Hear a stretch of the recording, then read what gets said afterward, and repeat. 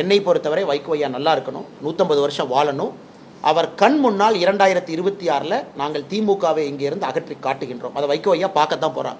ஆரோக்கியமான வைகோ ஐயா அதை பார்க்கணும். வைகோ ஐயாவின் மீது ஒரு பெரும் மரியாதை வைத்திருக்கக்கூடிய ஒரு மனிதன், தமிழகத்தில் ஒரு பெரிய எழுச்சியோடு ஒரு கொள்கையோடு அரசியல் நடத்த வேண்டும் என்று நடத்தி கொண்டிருந்த தலைவர் ஒருவர் திமுகவிலிருந்து பிரிந்து வெளியே வந்த பொழுது அவருக்கு கிடைத்த வரவேற்பு, அவரிடம் இருந்த மாவட்ட செயலாளர்கள், அவர் பேசிய பேச்சுக்கள்லாம் இன்றைக்கி வைகோ ஐயா திரும்ப பார்க்கணும்னு அன்போடு கேட்டுக்கிறேன். என்னுடைய அனுபவம் ரொம்ப குறைவு, ஆனால் வைகோ ஐயாவை நான் எந்த விதத்திலும் நான் கிரிட்டிசைஸ் பண்ண போகிறது கிடையாது. அதனால் அன்னைக்கு திமுக வைகோ ஐயா எதிர்க்கணும்னு நினைச்சார், அதைத்தான் நாங்கள் இன்றைக்கி நினைக்கிறோம். வைகோ ஐயா அவர்கள் ஒரு காலத்தில் வெளியே வரும்பொழுது அத்தனை மாவட்ட செயலாளர்கள் வந்தாங்க.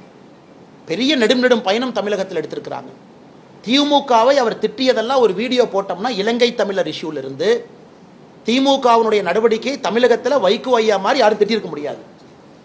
இன்னைக்கு அதே வைகோ ஐயா அவர்கள் நீங்கள் என்ன சொல்கிறாங்கன்னா, நான் உயிரோடு இருக்கும் வரை தமிழகத்தில் திமுக ஆட்சி யாரும் அகற்ற விட மாட்டேன். என்னை பொறுத்தவரை வைகோ ஐயா நல்லா இருக்கணும், 150 வருஷம் வாழணும். அவர் கண் முன்னால் 2026 நாங்கள் திமுகவை இங்கிருந்து அகற்றி காட்டுகின்றோம். அதை வைகோ ஐயா பார்க்கத்தான் போகிறார். ஆரோக்கியமான வைகோ ஐயா அதை பார்க்கணும்.